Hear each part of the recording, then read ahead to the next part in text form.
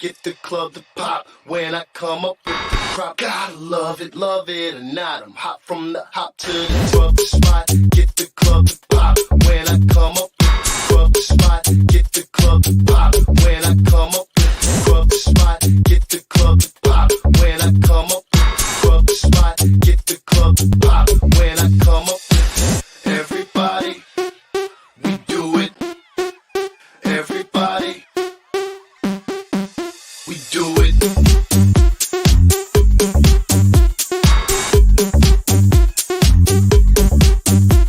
Do it. Do it. Do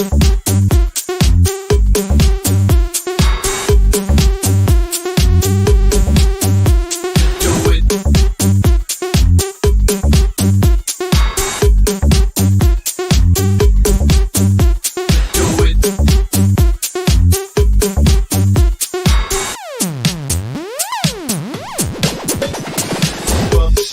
Get the club to pop when I come up with the club spot. Get the club to pop when I come up with the club spot. Get the club to pop when I come up with the club spot. Get the club to pop when I come up with the club spot.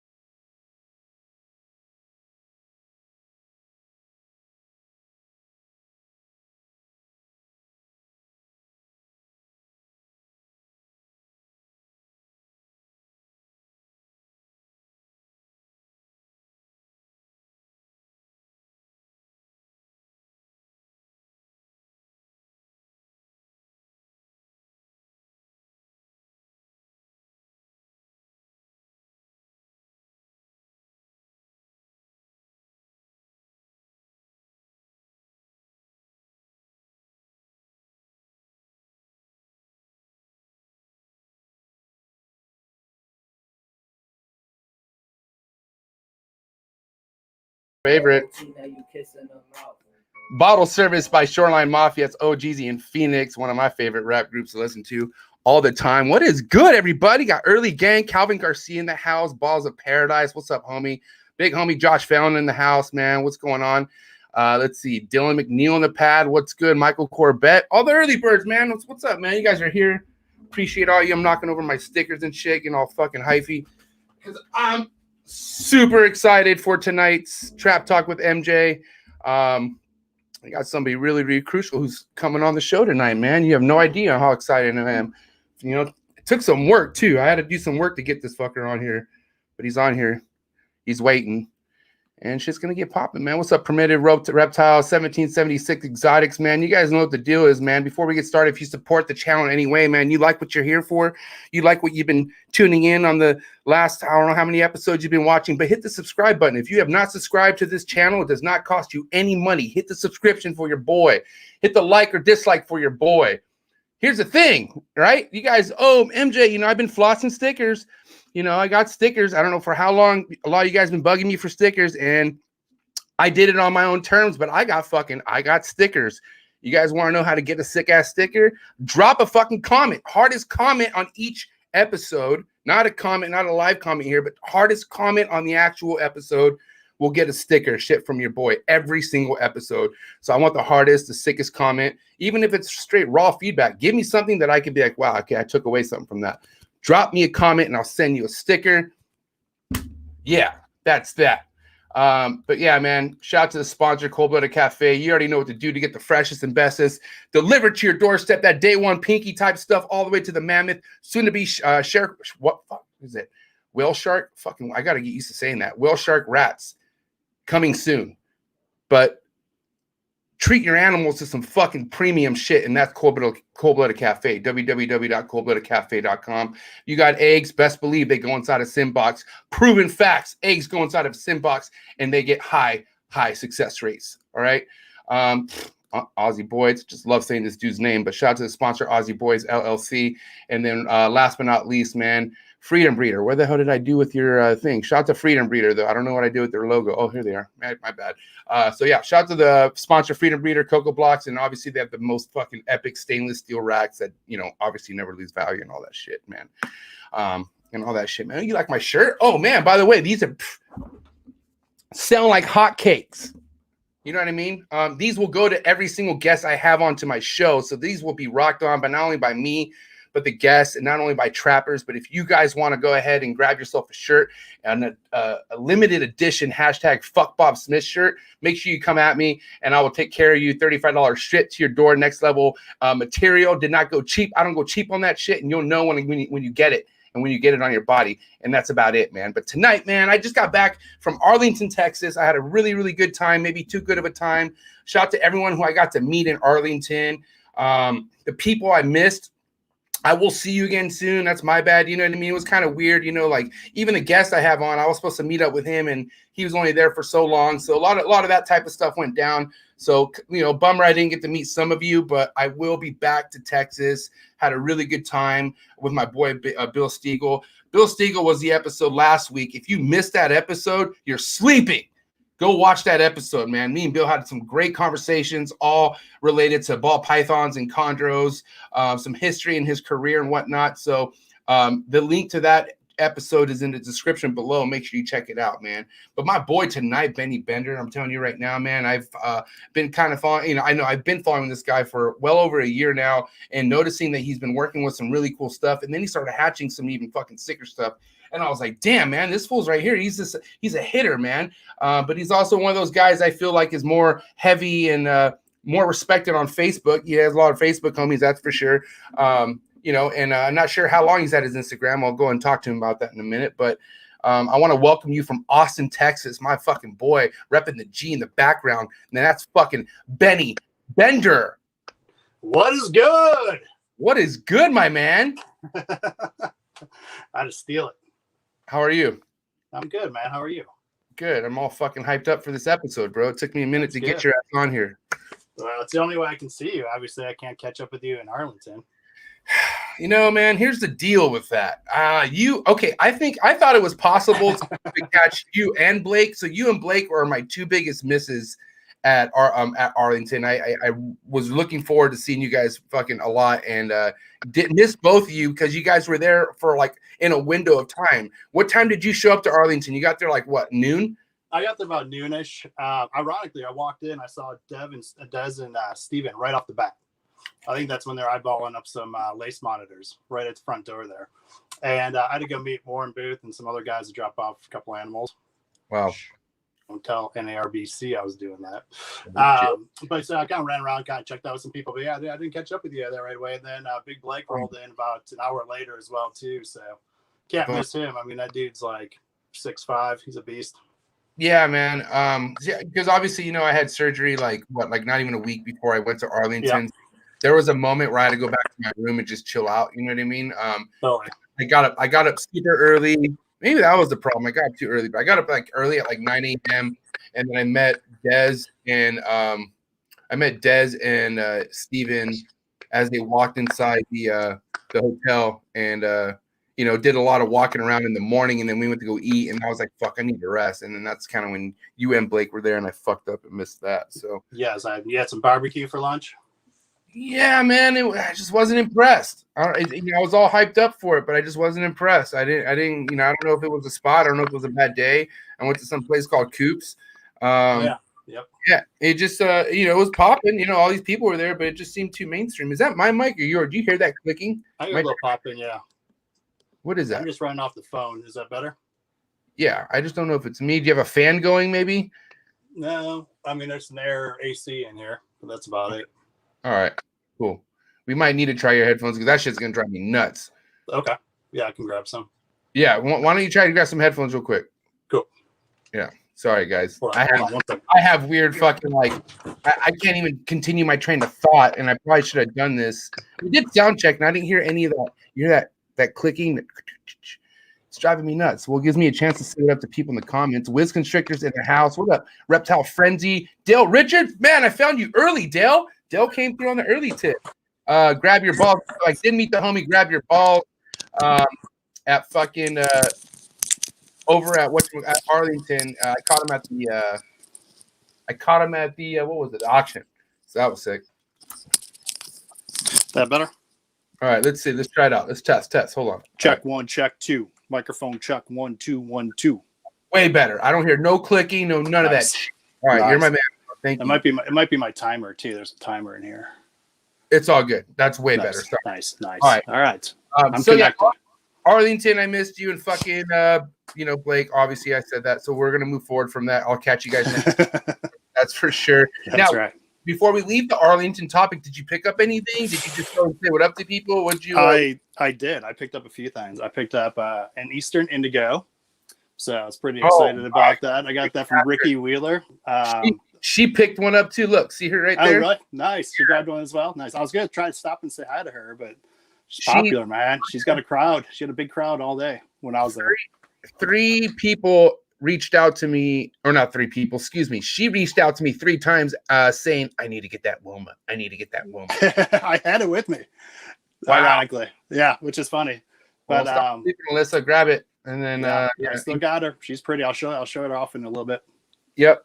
Oh man, yeah. So we do have some nice snakes we're gonna show off here in this session as well. Yep. But Arlington, you picked up that Eastern Indigo. Is that your first? Yep. Is that your first Indigo?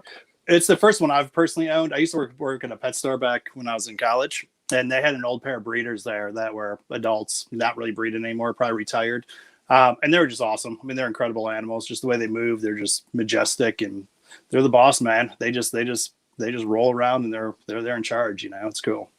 So I'm excited. Even this little dude, man. I mean, he hatched out like 50 grams, and he's just like he's this little. The dude's like so confident, man. It's awesome. It's just totally different, Those big old eyes and everything. It's pretty rad. Yeah, I keep a handful of different species of snakes, right? And I have like the scrubs are pretty dominant when it comes to their the way their body's shaped and how muscular they are. And then the false water cobras have like a similar, from what I've been seeing, like attitude and like demeanor as the Eastern Indigos or Indigos in general. Yeah. But I held a fucking the adult that Ricky had. Yeah, that's the dad of mine. It's just cream of the crop. It's like I don't feel anything could outdo this unless it's like unless it's a king cobra or something. You know what I mean? Like right, exactly. Adult cobra, a king cobra, like without the death. Yeah, man. So I mean, without the death. So I don't know. That's a solid pickup on that. I also shot myself in the foot because I went through ape shit Saturday night. Thanks, Warren Booth. But I got and dude, Warren's savage, bro. The guy could just drink, but I was just Irish. Yeah, he ended up calling it a night early because he's been drinking majority of the day, and then I ended up running into like a couple different people throughout the night till like 2-3 in the morning, and everything was going fine until I finished off hitting the bottle of tequila, and I just like slowly just don't remember the rest. I remember going to bed, but then I just remember yakking my brains out. It was bad, bro. But anyways, I fucked myself over pretty bad. Because Sunday was supposed to be the day I was supposed to pick up. I had everything scheduled to pick up, and I woke up not giving a fuck about nothing the next day. I just didn't care. I ghosted that whole day, and came back with a ball python book and a Venom Life mask that that's got me. Thank you. Nice. I need that ball python book. I've got the other Barker book, so I need to grab that one. That's a good one. I got it for, I put my bid for $100, and Warren looks and starts laughing. He's like, I have like 40 of these and they're all signed. He's like, That sounds about right. like, thanks, bro. I'm He's gonna like, hit him up for one. yeah, for real. He's like, I'll send you one. I'm like, all right. Yeah. But, you know, hey, USARC, man, got to just, it's about the donation. So I bought a ball python though too, so that's cool. oh, I got a clown male and a sugar yellow belly clown male, so I'm starting to dabble with the ball pythons a little bit. It's not an easy slip to go up. let's not fuck around this episode. Let's get right into it. So ball pythons, guys. As much as I was, my stories, right? I was hyping you up because of the rough scales and the womas and other stuff you work with. But this guy actually has ball pythons. He fucks with ball pythons. You had one clutch this year, right? I did, yeah. So when I turned 40, which was 5 years ago, I picked up a blue-eyed leucistic male, a Super Russo. Got him from Eugene Bissett. Back when I was younger, man, like the thought of having a white snake with blue eyes, like it wasn't imaginable, dude. It was like, I started back in like 95. Actually, I started in 92, like keeping some reptiles, got more serious around 95 or stuff. And so having like a white snake with blue eyes, like it just didn't exist. And like the thought of it was like, no way will that ever happen. So I picked him up because I just thought he was cool. And then I've got a pinstripe Mojave female. So I got her. It's my daughter really likes him a lot. It's White Snake, very original name. So we've got him, and he's been doing really good. And they made 3 little blue-eyed leucistics this year. But so that's really all I had for adult breeders. Now I just picked up a blackhead candy male, a leopard candino female. I picked up a black pastel candino, and what else did I get? Oh, a clown yellow belly sugar as well. Okay. So I'm just dabbling. It's kind of fun, man. Like after producing womas and Angolans and rough scales, like best feeling ever, right? Except it's going to come out of the eggs when they come out. They're like little rough scales and little. So it's just kind of, it's awesome. I mean, I never want to change that. But just having something that comes out with a little genetic diversity is just a blast, man. It's kind of fun. It really is. It's fun if you keep it fun, and then it can get really overwhelming if you take it to the overwhelming part. So that's why it's hard, man.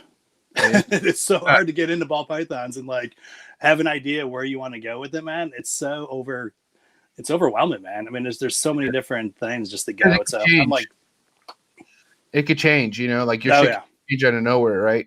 Shit could switch up, as far as what you want to do. Like, you're not giving up on ball pythons, but the project or the morph itself, you know what I mean? So I've done that just in general, man, and not in general, but I dialed in to where I wanted to stick to exactly what I wanted to work with. You know what I mean? Combo wise and project wise, and since then it's been awesome. Cool. Yeah, absolutely, man. I think you just gotta pick it and roll with it, and stick with it. And that's pretty much all I'm trying to do. I'm trying to just dabble. I like the candy stuff a lot. I'm sure you saw a lot of it over at Bill's house last weekend. Bro, yeah, I went to Bill's house and he has a shit ton of bells and like, the Candino stuff, but he's so just dialed in too. Like he doesn't work with a bunch of different shit. I think he works with like less than 5 different combos. No, maybe about 5. But it's all stuff that he's been like literally consistently doing for like the last few years. And he does it because the shit sells like hotcakes. You know what I mean? Yeah. And he has no problem selling it. And I'm seeing one of the rookie mistakes I'm seeing from people this year are like they're selling. I mean, they're producing shit, but they can't sell it. You know what I mean? And it's crazy. You can't sell something in a hot market, because right now the market's hot. So but the thing is, people want specific stuff that's hot. Mm-hmm. They want it now. Right. So, I don't know. I just think it's smart. Especially if you work with more than one species, just to be kind of like, know what you want and know what you're passionate about with the project you work with ball pythons. I feel like that's just my opinion, but so ball pythons, right? Is that a species that you fell in love with as a kid, like everyone else? Was that like your first, pet, or how did that work for you?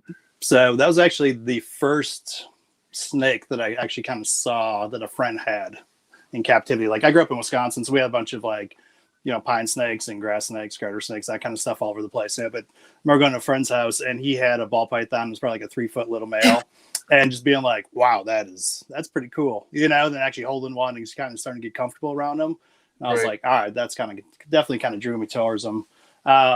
but I didn't really keep a lot of them. And I mean, I kind of did back when the craze started to pick up. Like, I remember when Spider came out, my friend bought one, and I think he paid like 10 grand for it. And I had a bunch of normal females, so he sent me.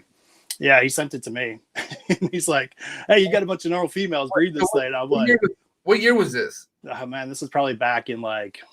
I was trying to figure that out today. I think it was like 2001, 2002, somewhere around there. Damn. Yeah. 2001. So Mojaves like just had come out. I remember like going to Tinley back then, and Mojaves just came out, and they were like $5 grand, but no one knew they produced like blue-eyed leucistics at that time either. They were just like, "Oh, these are cool. They make cool combos." Then they finally bred them together, and they're like, "Whoa, check that out," and so kind of kicked it off. It was pretty wild. But yeah, I remember going to shows, man, and there wasn't packed. It wasn't ball pythons like every other table and stuff. It's pretty wild. So you go see ring pythons for $150, or a bunch of old white lips and stuff like that all over the place too. That were super cheap. No one was buying them. I mean, people weren't really buying them that much back then either. Plus, they're probably heavily imported too, I'd imagine. So, like, what were the things that really boosted you to where you're at with the projects you have now? Like, what were the projects you began yourself? I kind of dabbled in, started working with some leopard geckos for a little while. Started kind of playing with the genetics with that. And then I just while I was in college, I had no focus. I was just kind of grabbing whatever was cool for a while. And then once I moved to Chicago, started working with more geckos again. Started doing more like Leachianus geckos, keeping those. And then I started getting into the Australian stuff, kind of started popping up. So I started working with those guys as well. Oh, uh-oh. You guys want to come say hi really quick? Hurry up. Children. Hi. They want to say hi. Hi. What up, buddy? What's your name? That's Bo. That's Bo Bender. Bo Bender. What's up, Bo? Bo Ripken Bender. He's named after Cal. What's up? That's enough. And who's this girl? Harley? And this is Harley. This is Harley girl. Hi. How are you, Harley? Hi. Oh, cute. All right, you guys scram. Bye, little one. See y'all. Bye-bye. Read some books. I guess they're home from dinner. Cool, so man. So right when the ball pythons were kind of coming, Australia was starting to hit pretty hard at the same time too. So like womas were coming available, and this company Rare Earth that was out of Virginia, they had like diamonds and brettles and womas and blackheads and that kind of stuff were all over. They're starting to pop up and stuff. So I grabbed a pair of womas back in like 2001 and started breeding them back then. So I think I produced my first clutch of womas like almost 18 years ago. That's sick.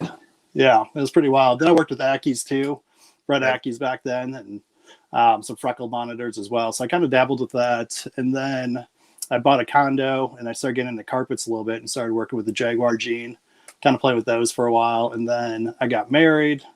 So I lost a room in my 2-bedroom condo downtown Chicago. Then we had a daughter, and then I really lost my room. And then we moved to Damn. Yeah. And so then once we moved to Texas, it all started back up. So I took a little hiatus for about 10 years, I'd say, somewhere around there. Maybe not quite that long, but probably like, 5-6 years. But I really didn't have too much. I had some Leachianus geckos, and that was about it. So when I got back to Texas in 2013, I just got back into it, and started collecting Australian stuff that I liked, and started off with a pair of womas and ball python, and then it just grew from there into womas and Angolans and blackheads and Condros and tortoises and skinks and all that fun stuff. What got you into like the womas and stuff? Like, I mean, because that's kind of that's such a unique species to get into. Like, yeah, I mean, I guess to be honest with you, man, back and not because it's about the money, but they were super rare back in 2001, man. They were like $1,500 a piece, There wasn't like big money that was big money for a pair for a snake, this is pre like ball python stuff that was really starting to really hit hard at that time and stuff. So right. They were just wild, man. I just acquired a pair and they were just awesome. They're just kind of like it's kind of like an Australian king snake for the most part, like a California king snake, but they get 4 or 5 feet and eat everything, and they got good personalities and they got great color and contrast and such. So I don't know. I've always really liked the Australian stuff in general. It's one, probably because I can't export it, and it's really pretty stuff in general. I just don't ever I don't remember. I didn't go to pet shops all the damn time, but whenever I did, I never saw a woma or anything like that. That's just a snake you just don't see ever too often. And then also breeding, they eat each other, right? That's definitely, they eat other snakes Is that right? They can, yeah, they definitely will feed on other snakes. Breeding wise, I've never had any issues with them. I mean, they're pretty gentle breeders pretty much for the most part. They'll lock up for a long time and reintroduce, stuff like that, no problems. They are strong feeders though. I mean, there's times where you go to feed them, they hit hard. And they're strong animals. But then when you hold them, they're kind of like wet noodles. They turn it on pretty well. Okay. Yeah.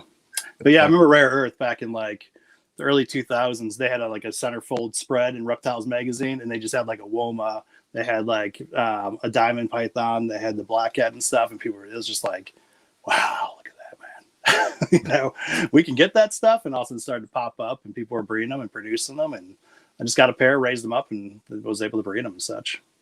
Now, like, how often have you been, or excuse me, when did you start going to shows? Like, we had a show called Lee Watson's, and it was in Illinois. So when I grew up in Wisconsin, went to school in Milwaukee, we used to drive down from Milwaukee to this reptile show. It's probably like an hour and a half south of Wisconsin.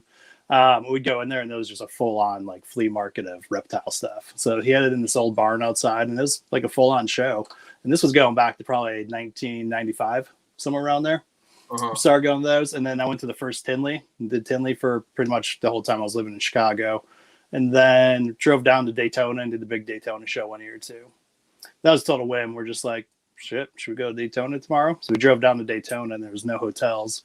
So I think we stayed at like a Christian Bible camp or some shit. It's the only place we could find. But man, like Daytona, like without a place to stay and walking around in August, it's fucking hot down there. It was a bit much. But that was probably, I think we went to that show. It must have been like 98, 99, somewhere around there we drove down. At what point did you say fuck it and you need to move to Texas? Like, when did that happen? That happened kind of after our daughter was born. We were trying to figure out what to do. Like, we lived pretty much right downtown Chicago. I mean, you'd step on my street and look down and you could see the Sears Tower. So we were right there. So we're living in a 2-bedroom condo. Our daycare for our daughter was about $2,200 a month. And yeah, we're like, do we move to the suburbs? Do we have to go try to figure out some schooling for her and stuff? So it was a good time. So my wife got a promotion to transfer down to Texas, and I had an office here too. So we just were like, well, let's make a break. Austin was all the hot spot to go as well. So yeah, we literally just packed up. So, we just rented our condo somehow. Someone just came and rented it from us, and packed up the truck, drove down, got here, and started working on the following Monday. And we were just Austin Texans. So that was back in 2013. So I mean, it's hard to believe it's already been 7 years. Dude, just visiting Texas, like, I've been to Texas before. It's so hot right now. I've been to Texas before. And like, I've seen, like, I didn't really know nobody. Like, I just saw the gorgeous like properties and houses and communities in Texas and like in that area. But then going there last weekend and kicking it at Bill's house, I was just like, I fucking love Texas. I don't know. I envision like me having, a house and like the trap there. And he basically had what I have on steroids, basically. Like, right. Like I have a house and then like little bit ways, which is his room's pretty cooler because it goes down, it goes down a little driveway. Have you seen his new place? I have. Yeah, I was watching your clips from being out there and stuff. Yeah, I haven't been up there yet. I'll need to get up and see him soon. Man, it was just like, if I could ever envision something I want that I have now just better, it's Bill's. Like, yeah, right. Like, oh my God. And then that goes for his animals. That goes for everything, bro. Like, but yeah, anyways, his pool, his tiki bar, his, I didn't really see like his snake building, his snake room or his reptile house, like I didn't realize it was so like sprawled out and stuff, man. Like it looks rad. It looks really nice. Yeah, man. What was I gonna say? Oh, yeah. Guess okay. I mean, yeah, I pretty much fucked up my last day at Texas by being super hungover. But guess how Bill fucked it up?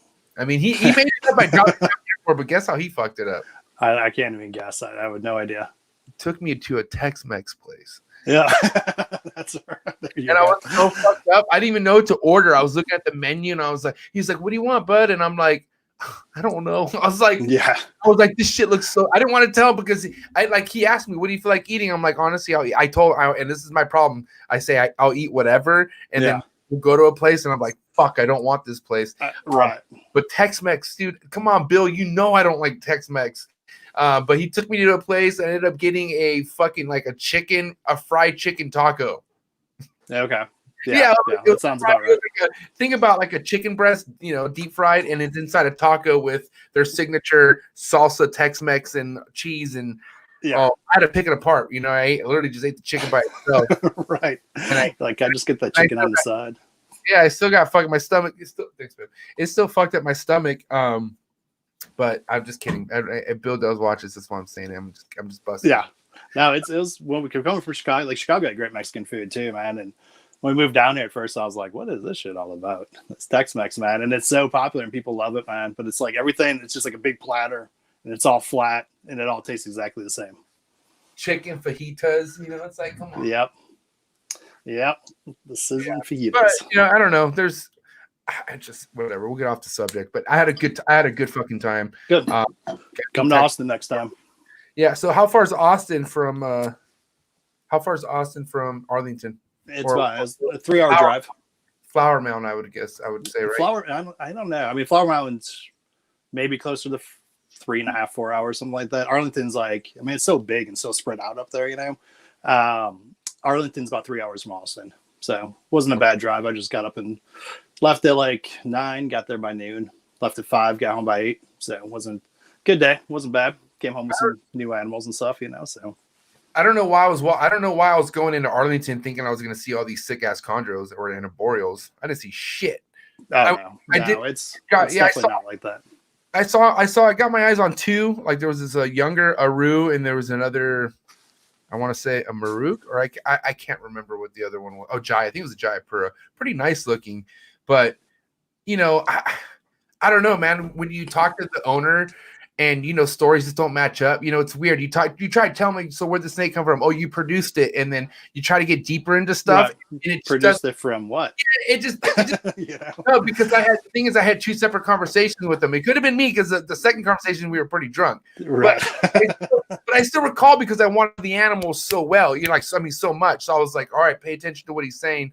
But it was even when I was faded when I realized I was like, I don't know if I want to buy these animals because what did he say? Fuck. There was something he said, and I was like, I'm good. Oh, he said, I asked him, can I get a picture of the sire? I wanted to see the picture of the sire. Yeah. And he said, the sire died because I overbred him. And I was like, what? I was like, so you don't have no pictures, but you overbred him and he's dead? Right. You don't have pictures and you bred him in the first place? Or I mean, you owned him in the first place? You bred him in the first place? That was fucking red flag. That must have been. Yeah, so bred him to his death. I mean, you throw him like 15 females or something. Yeah. Wow. You could have said anything else, but you said he's dead from overbreeding. Yeah. So, anyways, no boreals. A lot of ball pythons. My homie Matt Byron was there. He was set up with his other homie Vlad. Yeah. Or Val and any ball python breeders out there? Anyone that you fuck with who's in the ball python game? I'm trying to think. This is funny. So this is the first. Why I was there for 5 hours is because I was actually interested in ball pythons this time. Usually when I go in, I skip past all that stuff and then I just randomly look for, I don't know, see what else is there besides ball pythons. And this is the first time I actually went there with like a plan in my head, thinking like, all right, I'm looking for these kind of animals and see what's there. So, I was there for 5 hours, literally looking at tables and stuff. So, but I mean, as far as like, I'm not really tight with any ball python breeders in general. Yeah, you are. Come on, man. I mean, nothing wrong. I like them. I like the animals too and stuff. I've just been like, very Morelia based, Aussie based, and that kind of stuff in the past. And talked to Mike Pinnell for a long time. Michael Pinnell, he's got some pretty rad stuff too. Right. But yeah, beyond that, really not, no one in particular for the most part. I've learned actually watching this podcast. I've learned a lot more in the last 6 months on the species than I really have before or invested any time in it. So yeah, same here, man. It's why we do it. I do this. Yeah. You see, I want to have a good time, and I act a fool as I normally do, but I want to give something to give back to the people, and that's just bringing knowledge. It's another reason why I was talking. Before I brought you on, you're more Facebook. I know you're more connected with people on Facebook who's doing a lot sick shit than it's all us old guys. Instagram. Yeah, I guess it's old guys, but you guys are also on both. But you're also on Instagram, and but you also have amazing shit, even with your ball pythons. What's the most recent pickup you had? A clown, yellow belly. What was it? Sugar yellow belly clown. That's a sick fucking snake right there. Yeah, I liked it. So I'm gonna probably throw it to a candy and try to make some double head, clown stuff with it. Double head candy clown stuff. I was gonna ask you. So that's what your game plan is, to throw it to the candy. Yeah. Okay. So far, if you got some cool females, what are you gonna do about that? What are you gonna do about that yellow belly? I think it mixes pretty well with candy in general. Yeah. Yeah, I've seen some like yellow belly candy stuff that's got some pretty cool banding and some pretty wild. It pulls a lot out of it. It's kind of weird. It's the candies take so long to develop. It's once they get past that year marker, they seem to pop out some color finally. And then who produced the clown that you just recently got? That was Mike Wilbanks. Mike Wilbanks. Okay. Yeah. And where'd you find him at? Ironically, I think I told him that I had bought a snake from him almost 25 years ago in Tinley. So, there's the little dude. I like how his white kind of crosses over this dorsal over there on the spine. Snake, bro. Honestly, here's the thing. Like, clowns, anywhere from a basic clown to even a single gene clown, they're sick, but you could tell that, all right, kind of what direction it's going. This right here looks amazing because of the white that you see right there on its, like underneath the yellow. You can tell, obviously the yellow belly complements what the fuck we're talking about here. I like that snake a lot. How big's that snake? That is a baby. It's a baby dude. It's probably had a few meals and that's about it. Female? Male. Oh, sick. All right. Damn, that fool's gonna work for you then. Oh yeah. Yeah. He's definitely gonna be a little stud for me for sure. I want to. So I just kind of like, starting up some ball python projects. The male's not really needed right off the bat, I'm guessing, but I was like, if I see something I like, I'm going to grab it. And I really didn't see any other ones like that. It doesn't have pastel in it. I'm trying to stay away from pastel in general. With the clown stuff. With pastel, bro? You don't like pastel? It kind of washes out clowns, I think, when they get older now. And they seem to be a lot of clowns with pastel in it, so I don't know. I'm a total novice when it comes to ball python, so it's just my opinion. It's funny you do say that because I have the exact same I had the same kind of vision as you as far as thinking like, well, yeah, pastel kind of ruins, like not ruins, but it kind of does something to clowns where it washes anything out. Yeah, it looks rad when it's a baby. It's like, holy shit, that is amazing. And then, you look at the adults and stuff and you're kind of like, it gets kind of muted out. Yeah, I feel you on that. It just reminds me because I produced a what kind of clown did I produce? A pewter. A pewter blade clown. I produced. Okay, nice. It looked really awesome. I haven't gotten an update pics on it in like 6 months, but I need to do that. I just want to see what it's like because I'm curious. I think from what I understand, I think it's going to hold a lot of its black. Because the black is what you're saying is what kind of just deteriorates and it becomes like speckles. Right. You're saying, right? This is one I just produced right now. That's nice. I probably produced that like, I don't know. That came out like 2 weeks ago, I think. So it's in shed right now. But I know what I'm praying to God that there's a certain, because this has Enchi in it too. So this is a pastel. Yeah, I like Enchi a lot too. Pastel Enchi blade clown, right? So I'm just hoping there is some sort of combo. There is some sort of quality in clown that could keep that black right there instead of it going away, Yep. Or keeping it most. So, but I think you're right. For the most part, any pastel clown as it gets older washes anything out that it once had when it was younger. Mm-hmm. Yeah, I just feel like just being a shopper right now, looking at clowns, a lot of it has pastel in it already. So I'm like, well, let's stay away from it. And try to get something. I like contrast. I like wild type animals in general. I like dark stuff. I like leopard as well. I like wild funky patterns and good contrast, and that's usually what I gotta look for in general. Then I go and get candies. GHI is one of my favorite codoms, or probably is my favorite codom. It's kind of like why I was able, like GHI, I fell in love and had so many ideas with GHI to where all the different morphs I had, I was able to be like, you know what? I could fucking do so much with this GHI stuff and other stuff I have that I could just say fuck everything else, in which I did. But the other fucking genetic that I really like is leopard, dude. Because Leopard could do so much shit to like clown combos and like highway stuff, and like it's crazy what Leopard can do, and I'm a huge fan of it. So Leopard's powerful as fuck. I think GHI, Yellow Belly, those are the codoms I feel like is what makes ball python projects great in general, I think. Yeah. Just throw them in the back a little bit, and it doesn't overpower, but it adds enough to it. So yeah. What the hell? What did you just say right now, Adam? This guy hasn't popped in. He hasn't came in any of my shows in like 4 or 5 episodes, and then he drops in just to drop some hate, some like he's petitioning GHI. Wow, unreal. That's my boy. I love Adam. But I love GHI, man. Now, what's your to kind of continue on the ball python talk real quick? What's one of your favorite projects happening now that you're like, either you want to add it to your mix or you're just happy in general that it's happening? I like a lot of the the Orange Dream stuff's pretty wild. I mean, it's hard to beat. I don't know. I walked over by Justin's table and I was like, ooh, yeah, holy shit, dude, this is but that's so far down the road, man. And it's like, my friend Terry Burrell, he does a lot of he does all kinds of really cool species as well too. He's starting to get a little bit of a ball python bug, so we'll just kind of like pick each other's brains and stuff, and it's just funny being like total newbies into it, and kind of getting back into it a little bit.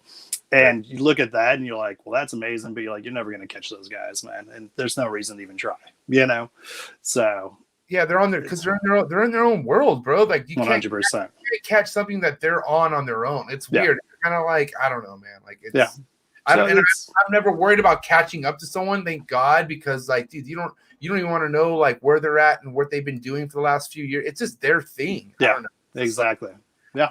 I'm sure you could get like stuff that they've already produced and then and you could do something with it, but to like Pompeii, like the craziest shit that fucking Justin made, that even he got lucky on. It's like, bro, some people got shooters take their shot. Shooters take their shot, and he's got a whole stable full of ball pythons with all kinds of crazy combos and stuff. So it's that shit will happen. There are a select few out there with a big bag full of money who could make, that can at least shoot for that and see what they can get. But I mean, even if you have the snakes, it's just the odds. It's like, oh yeah, totally. It's fucking crazy. Yep. But anyways, man. So in the future, are you looking to get pretty big into ball pythons? Are you looking to keep it mediocre, respectable? I think I'm done, man. I've got the blackhead candy male, and I've got the Candino leopard. So I'm going to try to make some blackhead leopard candy stuff, which should look pretty wild. Should be real dark, think about it's what a blackhead leopard would look like in general. Then just throw the candy gene on top of it, so it should look pretty rad. So I've got those guys, and then the clown stuff. I've got a pure candy. So I was just going to throw those two together, but I'll probably look for a clown female of some sort just to make something special. And I may have like 6 ball pythons or 8 ball pythons, and totally call it a day. Be totally content. Right. Yeah. I like them. They're fun to have. I mean, I think that's about as far as I'm going to go with them. Good deal. I say that now. Next week, I'll probably buy like 10 more. Yeah, for ball pythons, the scratch and bug, because you never know who's going to produce something that could literally create a whole new project in your head, and you're like, holy shit, right? This and so it's like, but usually it's that Justin Bieber style, man. Is never say never, bro. You just got to, look up in the sky and just as it comes, it comes. Yep. I'm realistic about that. I walk around that show and I see the amount that are there and people that put their whole lives in it and their whole collection and everything. It's just like, I just want to do it for fun. I just want to make some entertaining shit that I can do myself and be happy with what I make and be like, they're cool to me. If you ain't having fun, then what are you doing? Right. Exactly. Yeah. This is a total hobby for me, 100%. Now to get off the ball python subject now. Thank you. Just joking. Just joking. Now let's see. I mean, there's like I said, he keeps a good amount of species that he works with. We talked about him breeding womas. Now, what was your trial and error like breeding womas? They're the male. They just looked like they started to get ready to go, and so like my room was getting a little cooler. Fed them really heavy in the fall. They just started to get a little more active. The male was constantly cruising back and forth, and I was like, well, I'll throw them together and see what they do. And they just hooked up instantly. I bred them earlier in the year. Sometimes I don't even know if you really need to technically cool them for the most part, but I still do anyways. So I kind of slowed it down after the first year and right around Thanksgiving, I cool all my pythons down. So usually, like, I'll start dropping. I'll feed up real heavy up until November. Stop feeding November 1st. Then Thanksgiving weekend, I start dropping the temps down, and I just kind of creeping down until about the like low 70s, high 60s, somewhere around there. And it's my room's in the garage. So yeah. So I give them a little cool. And then during the day, I just bring the temps right back up to like, mid 80s. So they just drop in nights and they come back up during the days. And so that way, if they want to feed, they can still feed.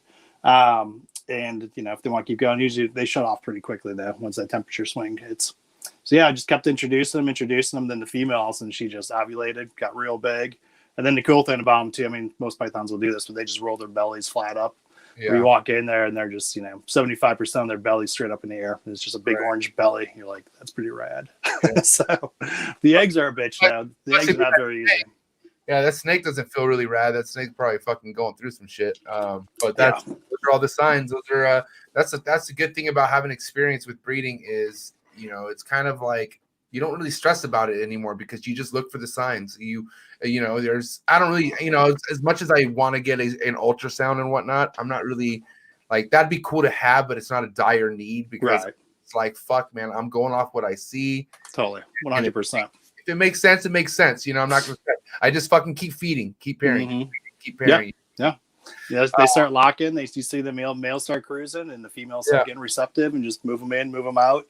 Leave them together for a little while, and that's it usually happens. But so the first year I got 8 eggs. I got 3 to hatch. We went to Florida the week they're supposed to hatch for spring break. Okay. They're really delicate eggs, and so you want to keep them kind of like high humidity, but really dry, like really dry. So I was kind of doing them in a Rubbermaid box, and then I just did perlite on the bottom and did like the light diffuser grate and just put them right on top.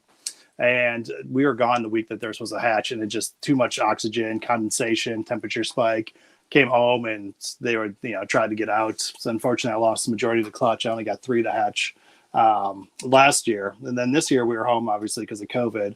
Got 9 eggs, and then went really, really dry with the vermiculites and the perlite. So I basically did a combination of I kind of made it like lasagna. I did like perlite on the bottom, then like real dry wet mix of perlite. Yeah, not perlite, vermiculite, and then did perlite on top of that again, and then just put the eggs right on top.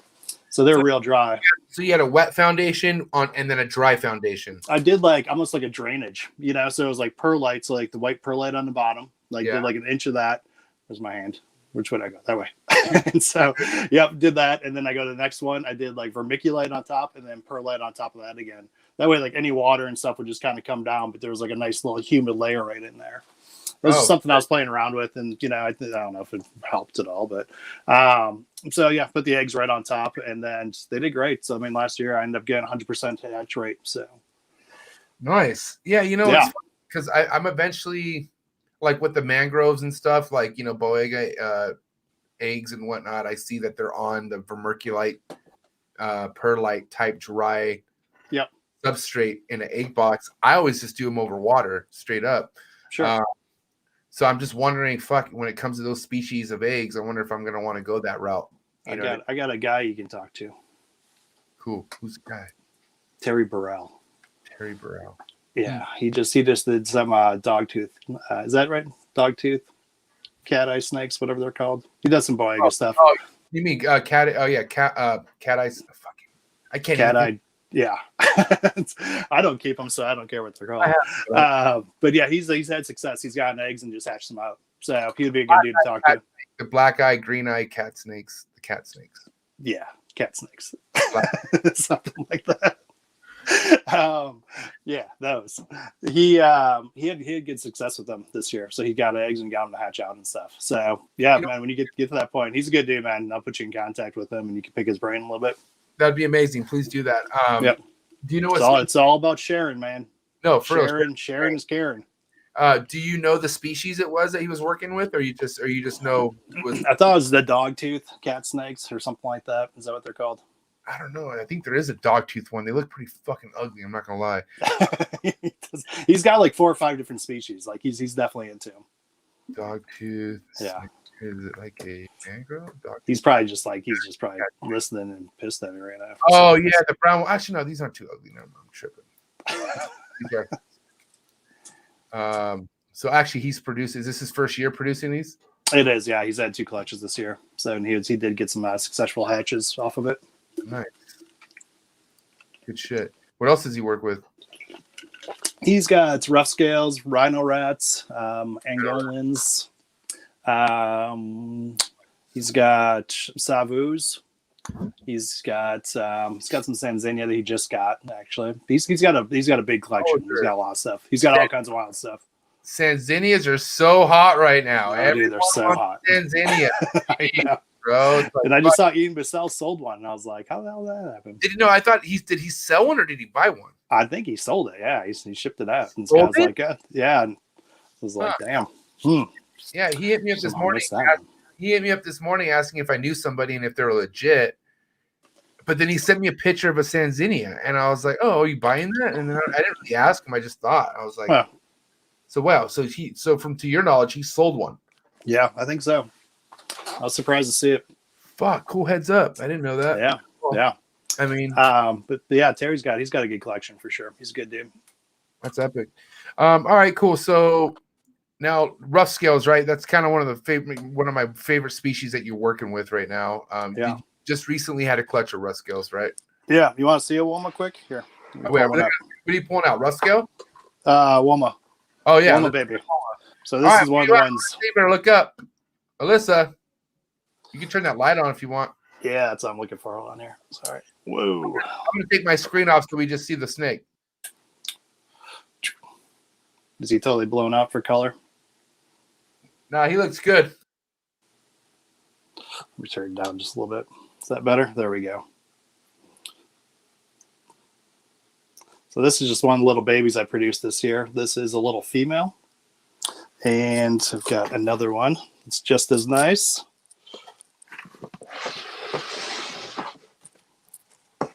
That thing looks sick, bro. That thing. Yeah, here's another one here. So this is another one that we produced. Got a nice little tail stripe on them, and then this is what I always look for: real nice, clear orange belly.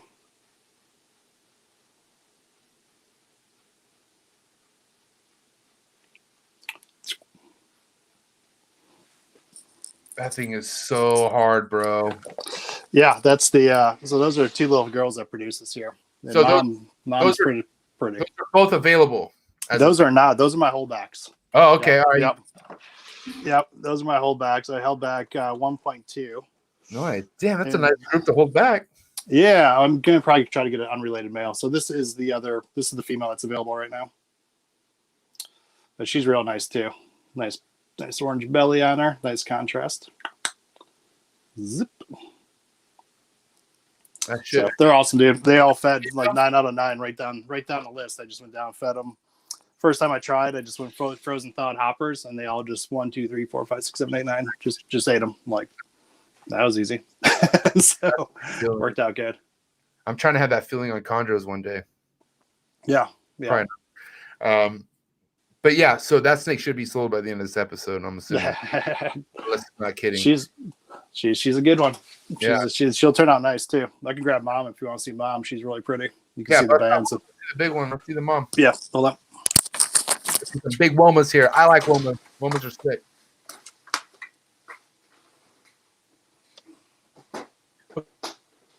Or hit the dislike if you don't like it. Do something. Show that you're a real person. I'm sweating balls over here. I'm having a good time though. I'm doing it for you guys. It's for you guys. Wow, look at that thing. That thing looks amazing. That thing is sick. Here's big mama here. Nice big orange belly on her. They keep really nice bands too. That's what I like about them. So a lot of times you see them, they get kind of muted out, but definitely, I mean, quality in, quality out. Start with good looking animals. They definitely produce some nice ones on the back end. Those are, do you honestly, man, those are some high quality womas. I'm not kidding. Yeah, look at that. Really, really.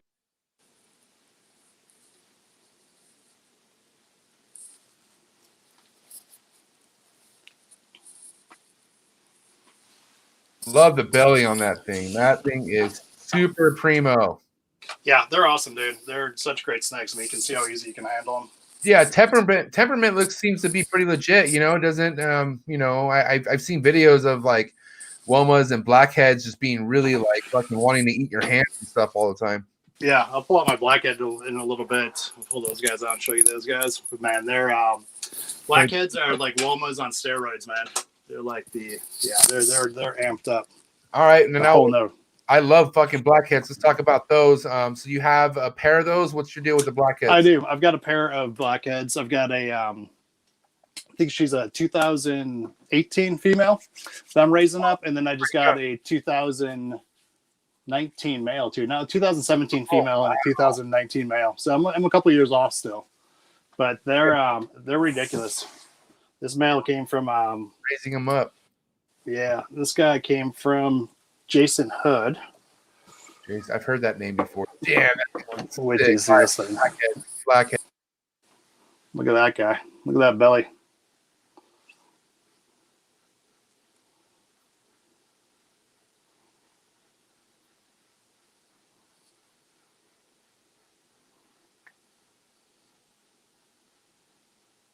Damn, that thing is so sick, bro. That's a 2-year-old Woma right there. So that's a female. This is a male, and he's a blackhead that's about probably a little bit over a year now. So he's a 2019. So same thing goes with them with the temperament. Like, I mean, I've heard blacks are prone to eat each other as well. Is that just the same thing as well? Like it's same thing as? Yeah, I think it's probably a little bit more with the blackheads than it is with the Womas. They're definitely very food driven as well too. They're definitely like, I mean, they're just like a Woma on steroids. Basically, they're just a whole nother ball game. I can't definitely wait to be an adult. Fuck. Yeah, I'll show you my female too. I can grab her. She's wily, but she's a good time. I put up. She's younger too, right? So obviously she's older, so she's actually bigger. Okay, and that's that's a 2019 you said, or how? Yeah, this I'm pretty sure it's the 2019. Yeah, 2019. That's so sick, bro. So he'll be 2 this year. That's a dream snake of mine. I'm not even gonna lie. That's a super high up there. Yeah, they're rad, dude. I mean, you can't beat that blackhead either. They're pretty. They're rad. Snakes, and with that head being black and the rest of the body looking like that, unreal. Yeah, let me grab the female really quick. All right, good. You guys are getting a treat, man. Blackheads, Womas. We're gonna show some other stuff too. You know, I'm gonna quote you guys. Coming correct. Man, I'm not gonna lie, man. The blackheads is, I mean, it's not too far from a bowling python. Few slots down. Bowlings are up there though. Woo, look at this thing. Damn. Yep, here's this girl here. So she's a little darker, but she still has a nice kind of coral belly on her, some good bands. You can see how much bigger she's getting. That thing is so fire. Yeah, she's it's crazy, dude. The way that they look at you, like the Womas will kind of like S-curve at you and pop up and just huff. These guys will do that and actually kind of come at you too. It's pretty funny. Yeah, they're not scared of shit, right? They're pretty like, you know, they're curious motherfuckers. Oh yeah, totally. They're always on. I mean, they're cruising. Yeah, they're always out all the time. So they're pretty awesome. You come out to the room, and they're just out checking it out. They hear you come out, they'll come out and check you out and stuff too. Yeah. So, yeah, she'll come out quite a bit. Damn. Yeah, I do. That's so sick. I do hides on the roof of all of my cages and on the bottoms too. But I'll use like a oops, hold on a second here. There you go, Squirt. I'll use like the Reptile Basics hide boxes, you know, just the black molded ones. Yeah. And then drill a hole in the top of it. Then run a like a 3-inch bolt through the top of the cage. Then feed that through the top of the box, and then just wing nut it. So I'll put the box upside down up to the roof of the cage. So then they have all the floor cage. Oh, and they could go up there to hide. Yeah. So they go up there, and it's so funny. I've got Angolans, Womas, blackheads, all this shit that's, you know, people think of terrestrial. Everybody, they have hides on the ground and up on top. Everybody goes up top. That's sick. Yeah, it's a great. It's worked really well. So I just do it with wing nuts. I think Reptile Basics and specialty enclosures. So I think he does some 3D printed rails that you can use as well too. Though, put those boxes up and stuff. You know. But yeah, it's awesome, dude. They love it, dude. And then the best part is you walk in your room, and every single snake is just hanging out of it, just dangling, waiting for food. Yeah. And they all sit up there, and then you feed them, and it's like you look at all your cages, and like you have 5 of them hanging down with the ready to feed. We've been doing it wrong this entire time. We've been putting the hides in the bottom. The hide should be up top. Yeah. And then I was all when I did my 4 foot by 2 foot by 2 foot for my big roughy female. I totally forgot to do it and like put it on the roof. So I actually put it on the side of the wall and put the mouth of the hide up on top, and then just bolted it through and stuff. So now she can go up in there and then like get in between the side of the wall too. That's so sick. They love it, dude. And it gives you floor space too. So it gives them a lot more floor space. I just put my big mangroves in some 4x2s, and I would love to. They're doing fine on. I built some really cool like shit with sphagnum moss on it and stuff. But it just dawns on me like that would be even cooler. They love it. Yeah.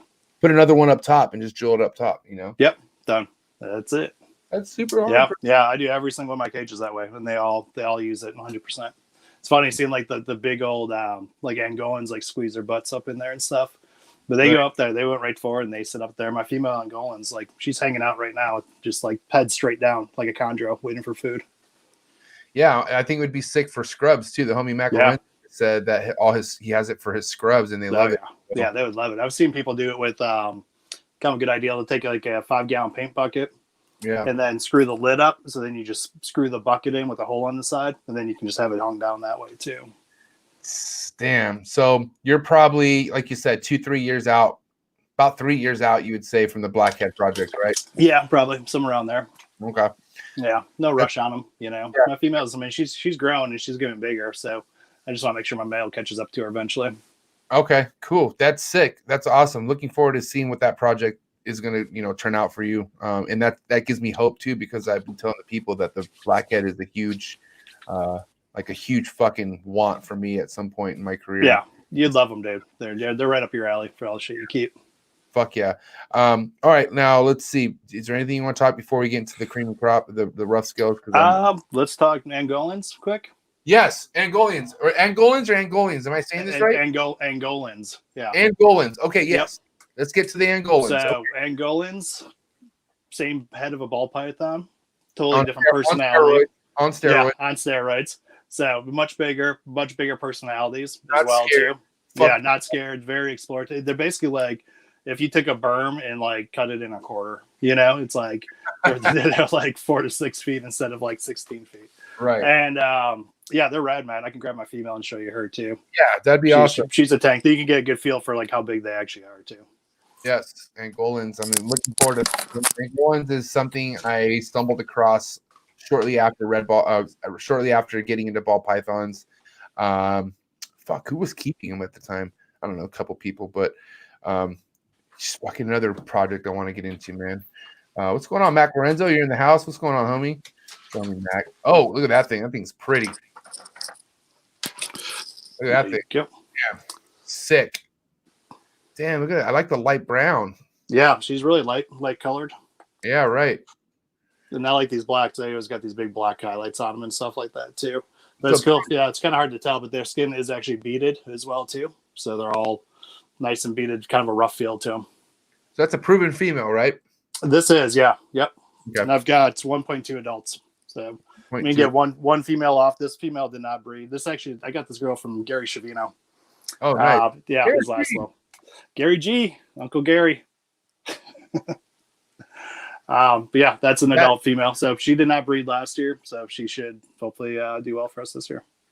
So that bred for Gary and hasn't bred in your hands yet. That's right. Yep. Okay. Cool. Yep. Good. But she's got good body weight to her, and she's looking good and stuff. So it kind of gives you an idea how big they are. She seems pretty docile, man. Like pretty chill. Oh yeah. She kind of, yeah, totally. Yeah, the personality. When they're babies, they're totally nuts, man. They're like jumping all over the place, and they're super nippy, which is great because you can give them feed right away. But I heard they're slow growers. They are super slow growers, man. You'll feed them, and it's like, so I've had tubs with like a baby Angolan and a baby ball, and I feed them like the same schedule, and it's amazing how much faster the balls grow compared to the Angolans. They take a long time. They take like 5 years before you can breed them. So that goes to what you were saying, how active they are. They're way more active than a ball python, probably. Yep. They're probably nonstop moving. Totally. Yep. Yeah, they're always out. Always out and about too, and kind of they cruise around and kind of explore.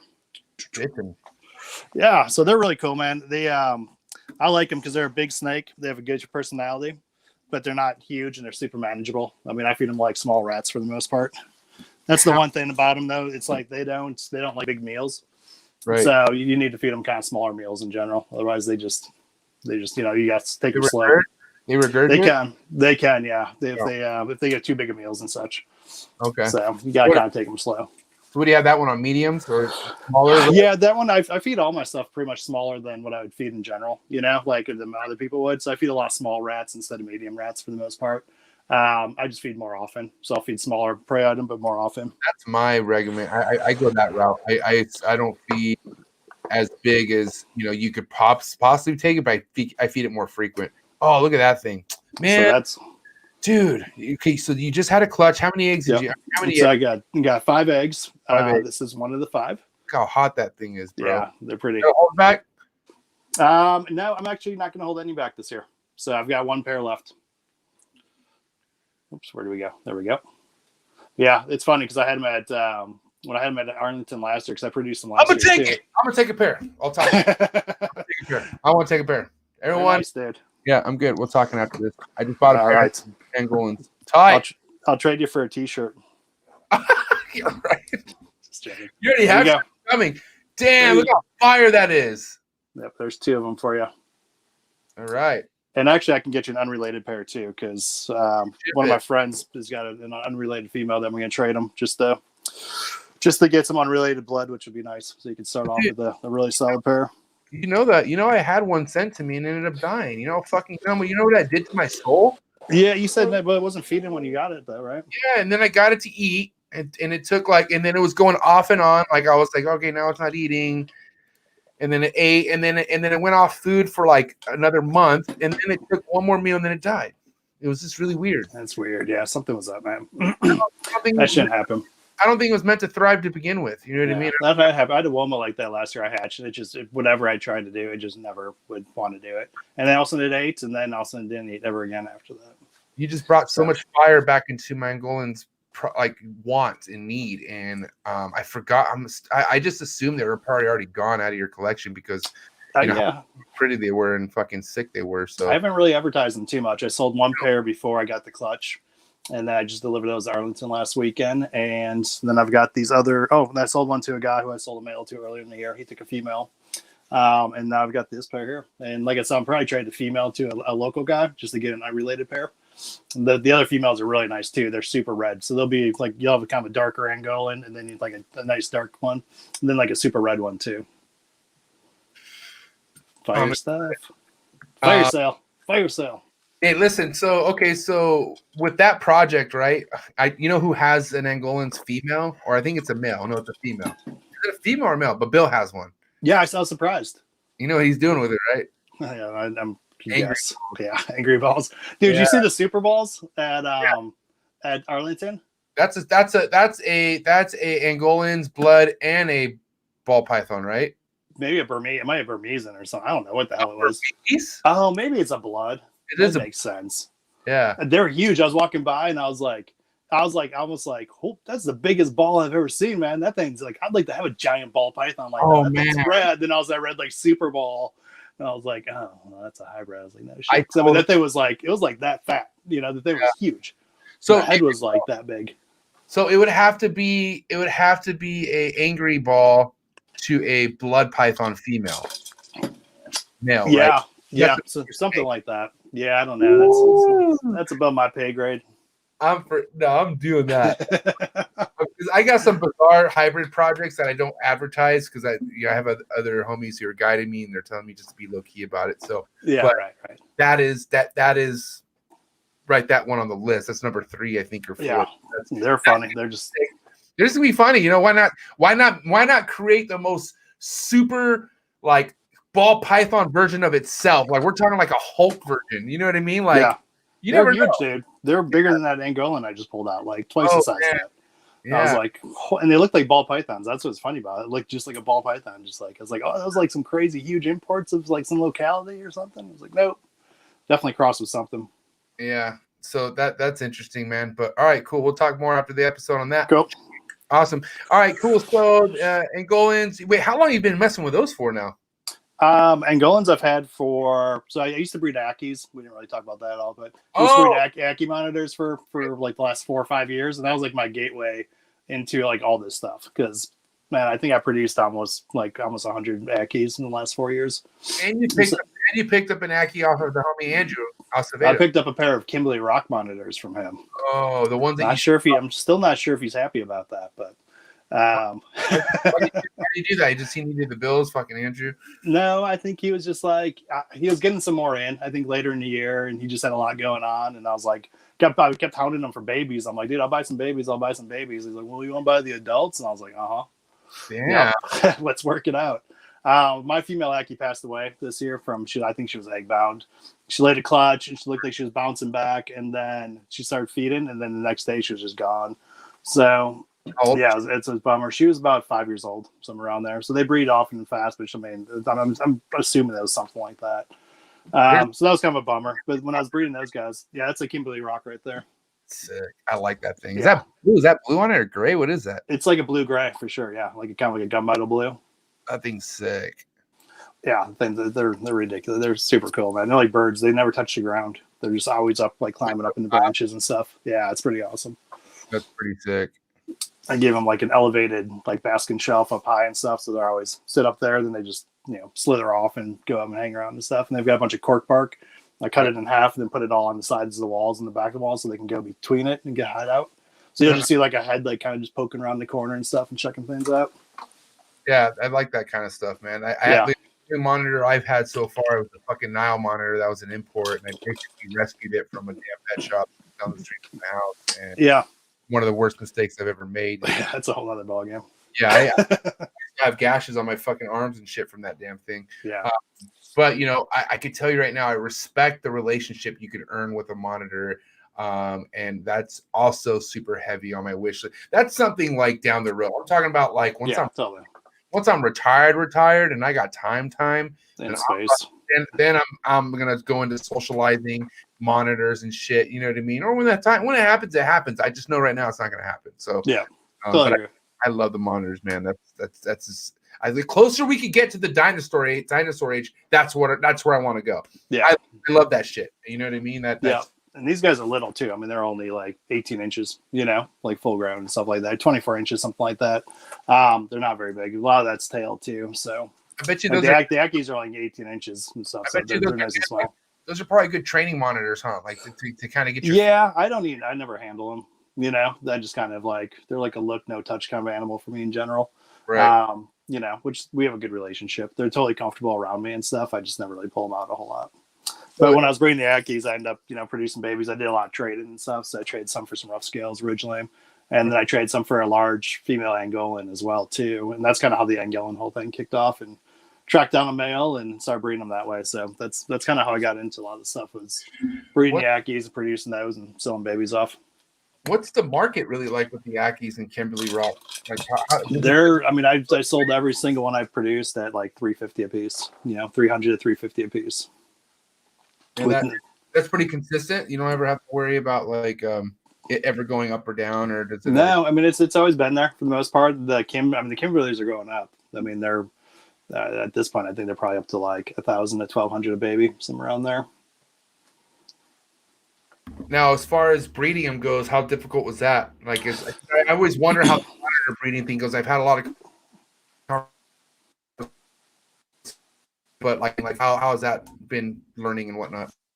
For these guys, I just cohabitate them, and then I'd keep the light on basically all day, drop it off at night. So once the room, cools down at nighttime. During the summer, it's so warm here that it's just still summertime. Once the winter comes around, they start picking up some, cooler drafts and stuff. So I just temperature cycle them that way. Once the spring comes up, starts warming up, they just start breeding. And so that's the way it worked out with the Ackies. But now with these guys are about 18 months for the Kimberly Rocks. We'll see how that goes. So it'll be a new effort on these. I mean, they're definitely they totally get along. They don't fight. They don't compete for food at all. They're not dominant towards each other at all. So they're pretty easy going that way. I think that's pretty standard for a lot of the dwarf stuff that you work with. Yeah, the big guys, I'm not really too sure about that. I'm not no Blake Wilson. Blake Wilson, fuck that guy's. I'm bummed I didn't get to meet him. And I'm Blake Wilson. I got some pretty kick-ass animals. I'm gonna start a YouTube channel. I got a hot wife. That was my idea, dude. I told him on Saturday, I'm like, because he was talking about those damn lemurs that he has, and he's just like swinging on the ceiling fan and shit, and like breaking off the propellers. And I'm like, you need a YouTube channel, dude, because you sent me a video clip, and I was laughing my ass off. YouTube, it needs more real people who are about what they're doing. They're not doing it for show. Like they don't need the gimmicks. Like Blake's not a gimmick. He is what he is. Yeah, you know totally. People think I'm a gimmick. People think I talk ghetto for the show. That's how I fucking talk. I cuss in person. I talk ghetto in person. If you want to talk ghetto, I don't give a fuck. Like, I'm not here to sell a gimmick. Blake's definitely wouldn't be here to sell a gimmick. He would just be sharing his life. And the biggest reason why I enjoy following Blake is because I see what his real life is like. You know, it's epic. Totally. Yeah, he's a funny dude. But he's got some wild big monitor stuff going for sure. I mean, that's fun to watch. That's the stuff that he's doing. Gary too. Gary does have an epic YouTube channel. Uncle Gary. A lot, dude. Fucking, if you guys haven't checked that out, I will put that link in the description below. But Gary Shavino, look that up on YouTube. Fucking, if you want to talk about funny but the most knowledgeable shit on species that he keeps and has worked with, and give you market insight and stuff, oh man, you can't go wrong. I geek out on that shit, and it's hard. He might be the biggest smartass I know. Oh man. But he is. You're absolutely right though. He knows his shit, and he's been. He's a good dude, and he's a good person, man. And good to have on your side. Guys good guy on your side. Absolutely. That's what makes this hobby go around. Yeah, for reals. That's probably that's obviously I know that you're good buddies with them and stuff like that. So that's why I've always respected the circle of you've had and what you've kept. Let's talk on that real quick. So when did you start meeting? When did you start getting relationships with like people like Gary and Bill and whatnot? Like, I'm not shy, man. Like, I'll reach out to people and just be like, hey, what's up, man? I keep shit, you keep shit. Let's chat. And so I've always been that way. I've been going way back to the original shows that we used to go back to Tinley and stuff. And if you're a good person, you got good animals. It's always great to make connections. People are usually very receptive of it. And if you're not, you're like, well, I don't need to deal with that shit, So, like Bill, I just reached out. I'm like, hey man, I live in Texas. You live in Texas. We, keep some of the same species, and it just kind of starts building relationships. And met him in person last year at Arlington for the first time, and he's a good dude, man. So it's always very welcoming. I met Gary at Arlington last year as well too, and we've just kind of chatted online as well from time to time. And otherwise, I just I think I did it with you, man. I'm like, I like the podcast. I like what you're doing. The guests have been great. And that's form a relationship, man. It's that easy. Yeah, that's one thing I'm blessed about the podcast. It's definitely connecting me with people who, because one thing that me and Bill kept talking about is like the hobby could just get you to meet people you would never have the opportunity to meet. You know what I mean? Oh, absolutely. And absolutely. Some, good and bad. You know what I mean? But still, like, it's true. Experiences. You know what I mean? Things are all built off experiences, and that's why I feel like experience is the best. I preach this to everyone. Experience is the best teacher. You could read and Google shit all you fucking want, but nothing is going to be like the actual experience, and that's where you gain the actual information from. Like, you know what I mean? Like talking to Bill, it's even crazier. Like I feel like talking to somebody in person is even more impactful than over the phone. Yeah. Or it's something different. You know what I mean? Yeah, absolutely. I mean, you see their collections and you see the way they have things set up, and it's just those little tweaks, man. You'd be like, man, I never thought about doing it that way. Oh, you keep your animals, at like 85 instead of 88, and like, they seem to do just fine and thrive or whatever. It helps, man. You get out there and you see that stuff, and people. I mean, like, I don't know, man. We're the Geek Squad. We like our animals, and people like to talk about it, and they like to talk and share, information for the most part, and. There's always guys that I think are kind of untouchable in the hobby, which I don't know. I have no interest in chasing that either, So, right. Yeah, man. I don't know. Yeah. I just know that the people that I thought that were even untouchable to speak to or even have conversations with have, they're the people that have come on this show and unfiltered. Oh yeah. Yep. And those are the guys that you'd see at like the show and they'd stop and talk to you. They'd see you outside the show and you'd have beers with them, or anything like that. Not Ed Marino. Yeah. That's my boy. Yeah. He's Ed Marino. He's the Godfather. He's all right. We don't talk to the Godfather. Dude, oh man. But I don't know. I feel like, there's so many people on that level, with different things, like, Marshall with the fucking green trees. And like, I just feel like there's a lot of people I feel like I glorify because, I've talked to them. They're decent human beings, if not better. And they just have shit that they've been working with before. I'm 35 years old and they're talking about 80s and shit like that. That I respect. When you've been doing something for 30 years and I'm talking about geeked out over it and nerd out over it, I'm gonna fucking cherish the ground you walk on, unless it's like milk snakes or something. But like, being passionate about anything is sick. If you're diehard about something and you do it for years and years, and oh man, I can't. That's the best fucking kind of respect you could earn. I feel like, you could ruin it by being a piece of shit person, but I haven't had that. Anybody I've talked to in this hobby who've had year-on-year experience have not rubbed me the wrong way. And Jesus, I think we're good. I think the hobby is good to have people like that, Yeah, absolutely. Yep. It's built on that. It's built on those people putting the time in. Put the time in, exactly. So, all right, I want to make sure we're not missing anything. So, hold on. We just talked about the monitors, rough scales. Okay, wait, hold on. We're not there yet. Is there anything else? I just want to make sure. You have carpets? No, I don't. I've got some Suriname. I do. I've got jungle carpets. Okay. I've got some jungles. Chondro Pros? Are you going to be doing Chondro Pros? I don't have any Condros. Okay. Oh, you fucking is that it? That's a Chondro, liar. That's a Chondro. That's a Jayapura. Or a Manacori. There you go. You got it, Manacora. Yes. Yes, that thing is fire. Woo, that thing is nice. Yeah. How old? A couple years? This one's probably like a year and a half, I think, somewhere around there. Oh man, that's cool. Was it red or yellow? It was a red baby.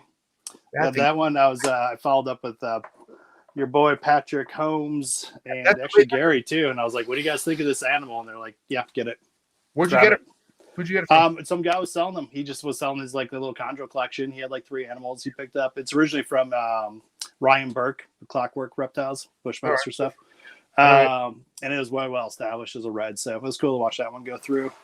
Damn. And I've got a sarong that I picked up from Forrest as well too at Arlington last year. He's on a screwed in perch, so I can't get him out. But that was a yellow baby. You have 2 chondros. I do. Yep, that's all I have.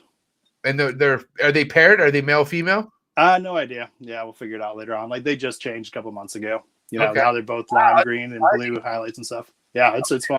Sure, so we'll see. I don't know, because you say you don't put your stuff out there, but I'm publicly asking that I get put on anything that comes from that forest snake. Yeah, that was the one that like it was funny because I walked up and like, "What do you think?" And he's like, "Grab that sarong, man. It comes from a super long. I think it's Ron Smars or something like that." He's like, "Yeah, grab that guy. This is gonna be a rock star for you." So it's very, very happy about that. So I'll keep you posted. So yeah, that was nice to get that animal. Bitching, bro. I'm excited. I thought you were serious about not having chondros. I'm like, you're not. I've got those and some Borneos too, some striped Borneo stuff from Matt Manitola and some VIP stuff. Okay, so so short tails you were talking about. Yeah, yep, dude. Yep. She's that dude is bro. That guy's king of short tails. I feel like he's awesome, dude. He's such a good dude too, and he just produces some wild stuff. So this is a VPI line from the same one. Dude, look at that thing. Oh my Lanta, that thing is so hard. So we get our head in here. Go that way.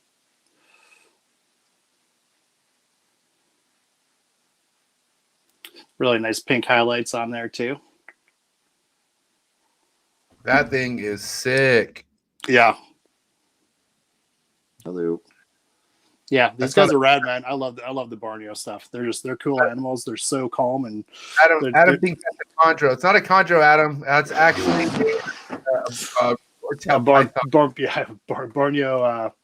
Borneo short tail. Adam thought that was a chondro. What's wrong with you, Adam?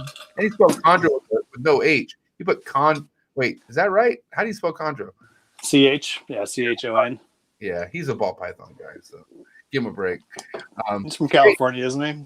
He's looking like Condors. Maybe he meant Condors are badass. And he's on the beach all the time. He's just chilling. The beach bastard. Um, do you work with any boas at all? Have you worked with any? Yeah, I've got some Surinams that I'm raising up. Okay.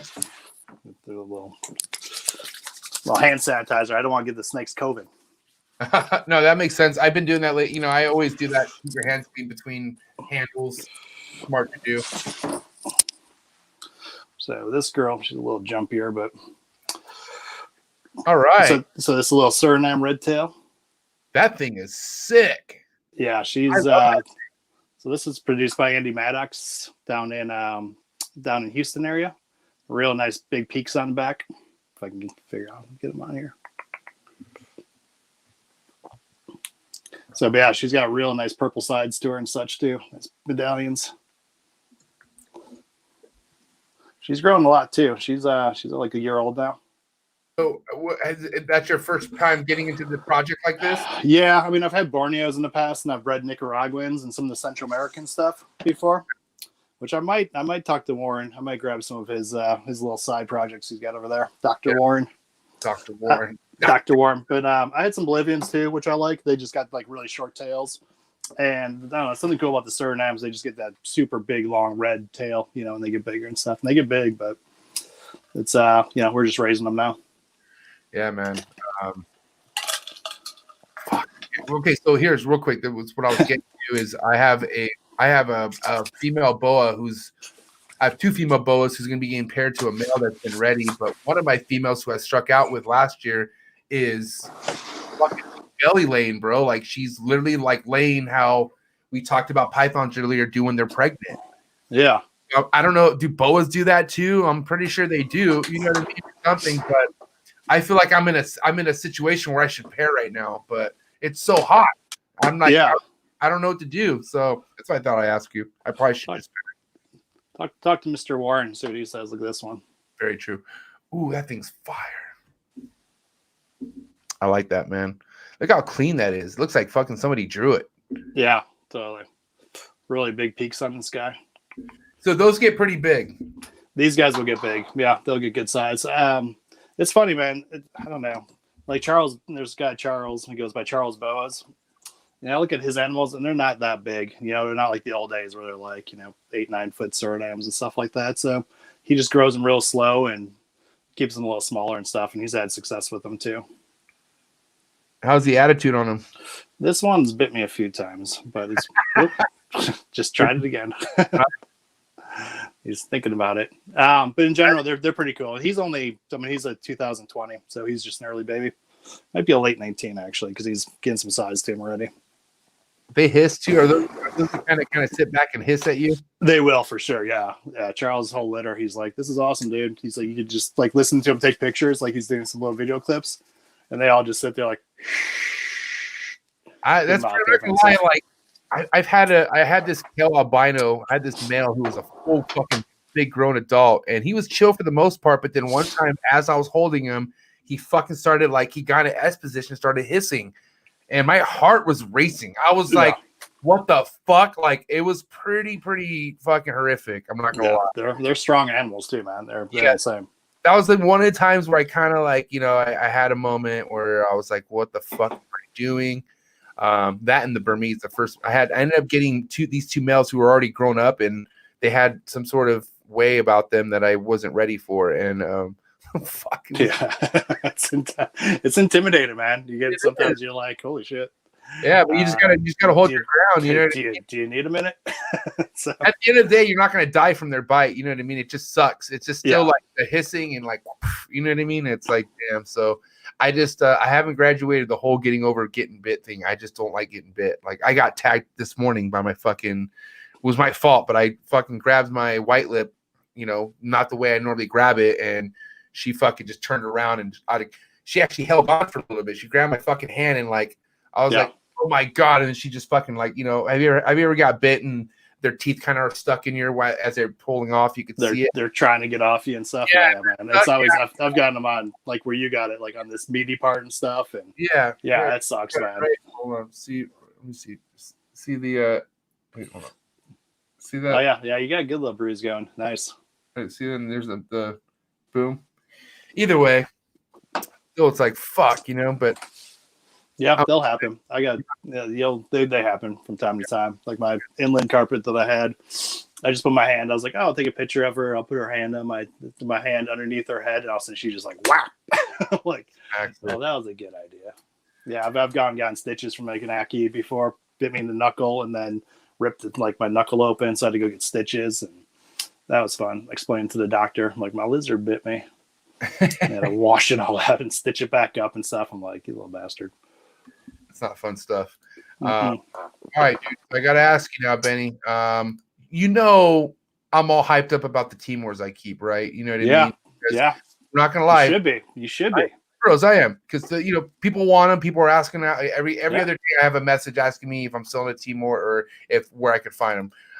But I want to know, okay, with your knowledge and with your experience, how fucking comparing the Timor to the rough scale. What's fucking, because I feel like this is my new. I don't know. Something's doing this to something's doing this to me like the way the Timor did, and I don't find these anywhere. You know what I mean? So my boy here, Benny, has been working with these, and he actually had a clutch, which I'm excited to talk about right now. This is the meat and potatoes, I feel like, of all the species he works with. I want to talk about. So this is the money ball. How did you get into that species?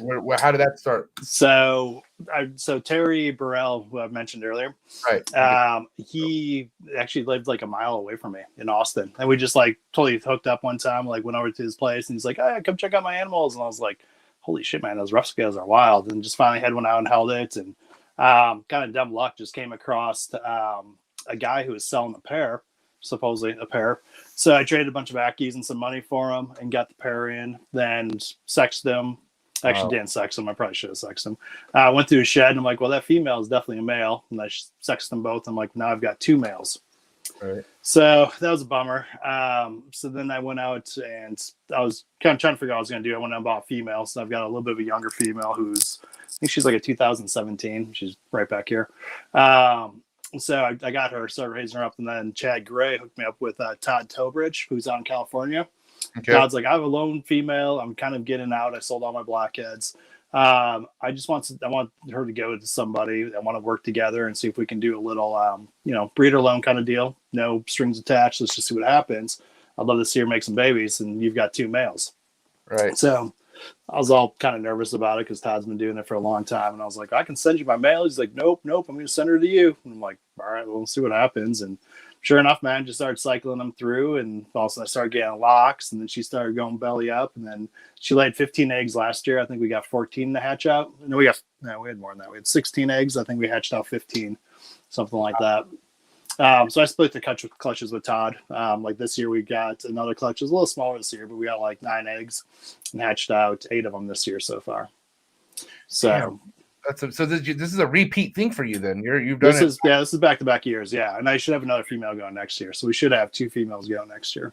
Put me on that list too while you're at it. Yeah, they're rad, man. They're cool little snakes. Everyone's like, well, why are they so different? I don't get it. And I'm like, it's basically like it's like a chondro crossed with a carpet. It's like a rock chondro basically, but it moves, and they're always up perching, and they got these big eyes. They've got keeled scales, so it's almost like a rattlesnake. Like they are rough. Like the babies are funny because they'll like kind of crawl across you and get kind of hung up on you. Just right. They're like Velcro, kind of. Where they're based out of? They're from the Northwest Territory, the Kimberley region up in Australia. Wow. Okay. Yeah. So they came from like real small like area that's really tough to get into, and I think they went out. And I think the original like all the rough scales started from like 7 collected animals basically. They weren't actually discovered, I don't think, until 1976. Dry parts, which is crazy. They're from the dry. So like for scrubby forests and stuff, real rock ledges and stuff like that. So definitely dry.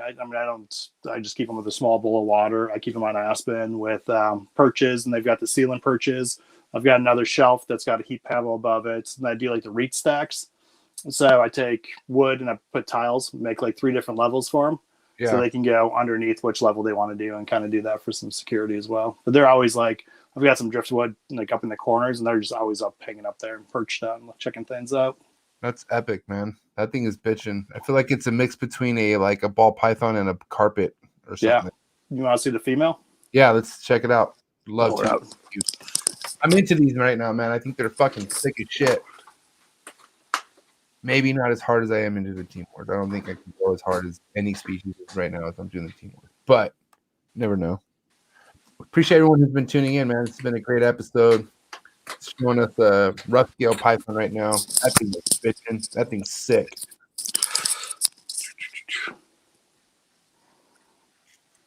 Damn, that thing's so hard. Look at the eyes on that thing. Yeah, I mean they are like steel blue. It's crazy. How's her temperament? She's good, man. Yeah, they're great. The babies don't bite, so you can see what size she is here. But if you get real close, you can see how the scales are actually raised up. So they are truly rough scales. They've got very large teeth, and their mouths actually like flatten out. So they'll like bite onto something, and just their mouths get super flat. Yeah, I'm in. That thing is so sick. That is awesome. That is so sick. I mean, that's something where I would just need a pair or trio, no more of, and I'm cool with it. You know what I mean? Like I'm called it. You know what I mean? I don't need fucking 20 or 30 of them. It's just that's it. I just need a trio. Call it a day. Isn't that wild? Just chilling out. That thing is amazing, bro. I'm a fan, big time. Yeah. So that's the proven female. So around what time next year will you have eggs if everything goes? If everything goes well, we'd be still on schedule for hatching out like in July, like first week of July is when they went. All right. Fuck yeah. They're mellow though. I mean they're cool. Hell yeah. Sure. Have they come in different shades of brown that from what you see, or are they all pretty they're all pretty much the same. You'll get like little different variations of this light brown. So it's you get a lot of heavy brown. Some of this other lighter brown would be kind of bigger pockets of it, basically. Right. Yeah, but I mean they're good size though, and I mean she's got to be 6-7 feet probably, like full when she stretches out. Yeah, that thing is sick, bro. I'm not gonna lie. I'm a fan, bro. That's amazing stuff, man. What's sick is like I don't know why I thought this was your first year, but this is your actual repeat year of doing it, and mad respect on that. That shit is just, man, I don't know. I mean, look at that little guy. Is that a baby? That's a baby. Oh, look how small the head is. Yeah. So there's still. Wow. Sorry. There we go. All right. Look at that thing. That thing is sick. What's their hatchling tub like? You got little perches in there or something like that? Yeah. So I basically set them up in just a small shoebox, and then I go with this kind of style. So I use a little bit of a fence grate, little hide box, and they sit on top all the time. So nice. Yep. Something real simple like that. Oh, that's sick. Oh man, how old is that thing? So this one just hatched out in July. So he's about 2 months old. Nice. Good deal. Yeah, they're kind of hard to see when they're little squirts. That's sick, bro. Well done with that, Brett. Yeah, they're fun, man. I definitely dig them. They're what are they on? Sorry, last question. What are they eating? So those guys, like I feed all my adults small rats. They're good feeders on that. I'll feed them chicks from sometimes as well too. It's like day old chicks. They'll hammer those down. The babies, they're kind of tough to start for the most part. Like I've got out of the 8 I have right now, 3 are feeding well on frozen thawed. So I do some chick scents with them too. Whoa. So I do like chick scented with them as well too. So I'll just grab some of the chick down, put it on the fuzzy or the pinky mouse, and they usually go and eat them off of there sometimes too. So if not, I go to live mice, and that seems to get them going too. Live pinkies. Right. That's bitching, bro.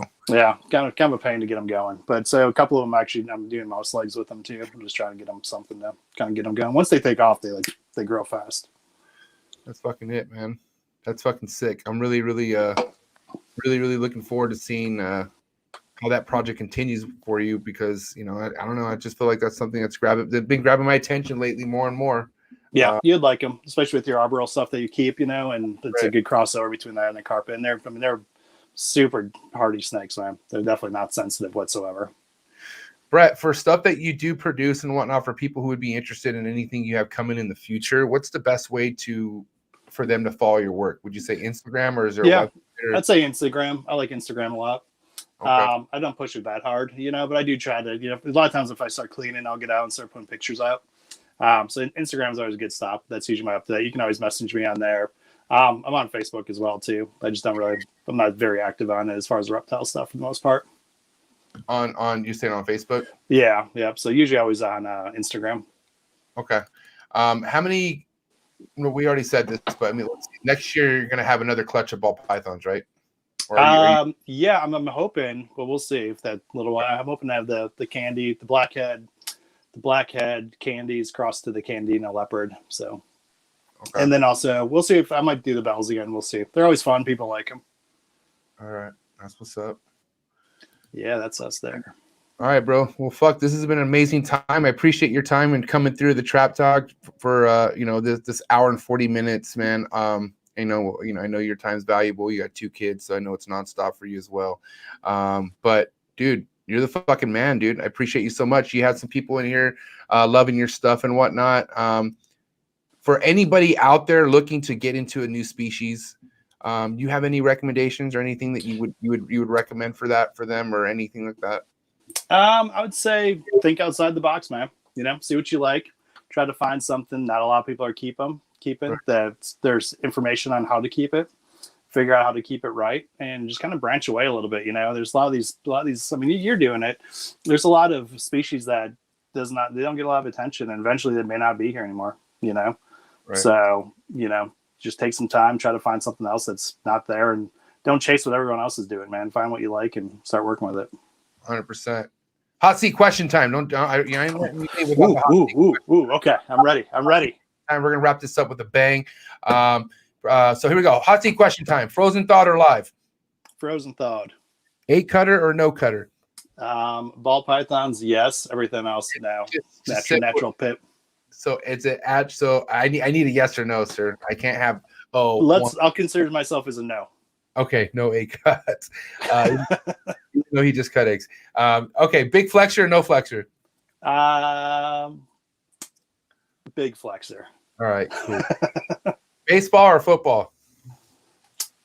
Play baseball, watch football. Okay. So I need you to just say one or the other, sir. Let's go with football. Okay, football. Steak or fish? Let's go with steak. All right. Van Halen or Sammy Hagar? Definitely Van Halen. Okay, cool. West Coast rap or East Coast rap? I'll go West Coast. All right, cool. Word association. First thing to come to mind. Milk. Snakes. Cocoa. Puff. Stuck shed. Hydration. Egg-bound. Shit. That's for reals. Instagram trolls. Have at it, man. I don't know. One has to go, Instagram or Facebook. Get rid of Facebook. Oh, okay. Respect. That's respect. This is coming from somebody where all his homies are on Facebook. So yeah. And I love Instagram, dude. Instagram's great. I think it's the future. I mean, as far as marketing and keeping things going for your brand, you can't beat Instagram. It's perfect. Yeah. It's not much of a. It is a social platform, but it's more of a marketing platform. It's fucking 100%. Yeah. So, no, it's great. It's a great tool. Good call on that. All right, fucking Benny Brender, you're the man, bro. Thank you so much. Make sure you get this guy, follow like us on Instagram. I'll put his link in the description below. But this is a wrap for Benny, man. I appreciate you coming by, and we're gonna be in touch, man. I'll talk to you shortly after this, real quick, because you know what we're gonna talk about. But sure. I hope you have a wonderful night, bro. Thanks, man. This was fun. I'm glad I could finally get on the other side. I missed the intro song, though, man. Yeah, I'm pissed. That's my jam every week, Sorry, bro. Bummed I missed it. They monetize the shit. I have to be really specific on what music I play on here, or they fucking shut me down. And I was talking about your intro. Oh, you couldn't hear it? No, I didn't hear it. No. Oh, well, you could go back and hear it. Yeah, it better not be muted. I'm fucking pissed. I'm pretty sure. Pretty sure it played. I hope everyone heard it. If not, then damn, that'd be. But thanks for your time. I'll see you later. Yep, sounds good. See y'all. Peace. All right, Benny Bender in the motherfucking books. That was a good time. I appreciate everybody who tuned in tonight. You guys are amazing. Before I go, guys, I did forget to go ahead and show the stickers I got in. So I want to go ahead and give some props to people who sent me stickers. Cascade Critters sent me a bunch of stickers. So shout out to Cascade Critters. This person's always showing me love and giving me respect and stuff like that. So shout out to this person for coming through. I think they gave me a magnet too. It's somewhere in a bunch of all this other shit that I have going on. So I Apologize, I'm not ready for this. Reptile Frenzy, man. Oh yeah, they're the ones that sent me a magnet. So Reptile Frenzy went ahead and sent me a bunch of stickers, a bunch of cool stuff. Make sure you give them a follow as well. Really, really awesome support that they're giving me. So Reptile Frenzy, man, good stuff. And then I don't know if you guys saw one of my most recent pickups. I only shared it on a story, but I finally got a fucking pickup from the one and only Juggernaut Reptiles. Elijah Armis. This fool is not on Instagram. He is solely on Facebook, and he's a fucking OG, triple New Yorker. Will fucking stomp you out in the alley in his Timberlands and just go on with his day, bro. This is a huge, like, I don't know, I guess honor, I would say, that I fucking picked up a black short-tailed Sumatran python from him. I'm gonna post some stuff on that, but I'm very, very excited to actually find a female for my homie Jack Nicholson and whatnot. You want one of these stickers? Who wants one of these stickers? Who wants one of these Trap Talk podcast stickers? You better drop a sick-ass comment. Hardest comment gets a sticker, all right? And that goes for Unfiltered Reptiles podcast too. That's what I'm talking about. Thank you guys so much for tuning in tonight. You guys are amazing. If you guys want to support the channel further than a subscribe, right? So A, hit the subscription button, all right? And then B, like, dislike, leave a comment. But if you want to support this channel further, if you want to become more the La Familia, a trapper, you guys go down to the link, hit the Patreon link right there, and join the Patreon page, man. We're a tight-knit group. Got different levels that you could go ahead and join, but join the family, man, if that's what you want to do. We have private sessions. I bring special guests, and we learn, and that's what it's all about, man. I'm here to help people grow. I want people to grow. Once people know knowledge, they get things that are told them, they kind of get the right kind of momentum that they need to start getting. So I appreciate all you. Thank you for all your support. You guys have a wonderful fucking night. It's your boy MJ signing off.